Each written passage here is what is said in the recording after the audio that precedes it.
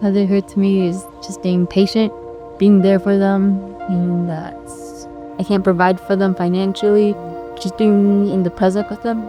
I think the main thing would probably be nurturing. Like you're raising a whole another generation. I want to raise a good man.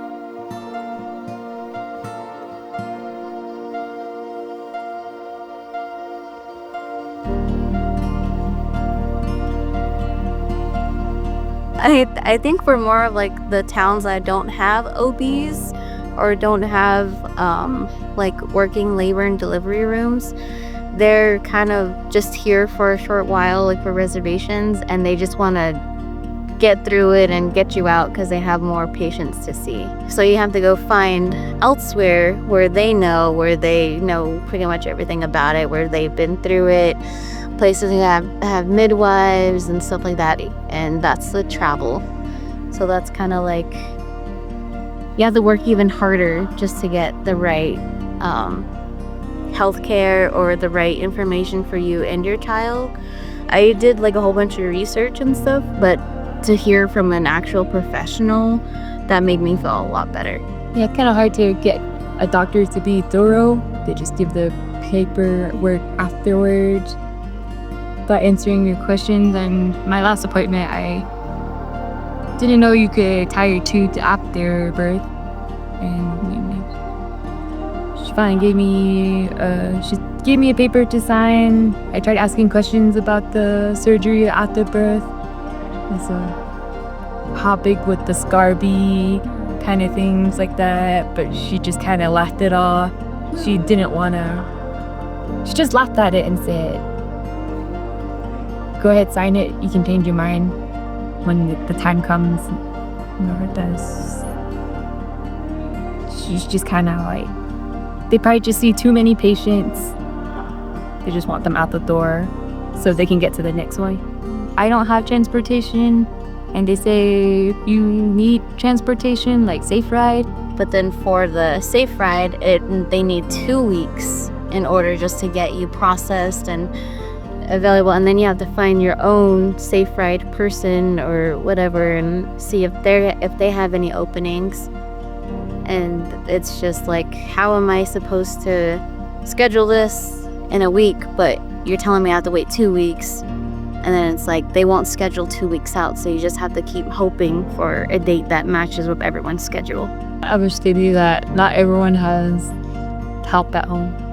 Like, it's just one single person. Like, I'm just one person. I wish they knew that. Like, I wish they knew, like, oh, this person doesn't have a partner, or oh, this person doesn't have a village at home during the day, or this person is always by themselves at night with caring for the babies with no help. I just want them to understand, like, maybe this person's exhausted. Maybe this person needs help. Just like everyone's different, so kind of like take the time and get to know them, so that way you can like base their care off of that and ask them questions. No, after my firstborn, I was probably really tired. Yeah. Well, I didn't really feel tired, as in sleepy tired, but I would just want to stay in my room with my baby. I remember first few months of her life, I was just stay in the room, dark room, and just nap with her, take those baby naps with her. But then after some time, from when I think back at it, I'm like, I wish someone would knock on my door and get my baby out of that dark room. Like, because I know my baby could have probably got more love during the day.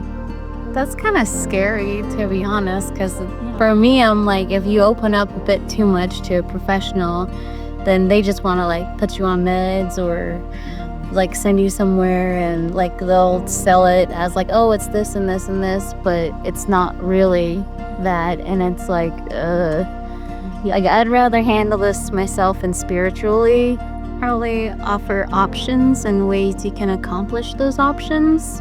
Like, you're not Like, you don't have to be stuck. Like, outreach things, and there's like different things for like single mothers, struggling mothers, or like even like just helping parents in general, or just don't have the essentials to make sure everyone's exactly healthy.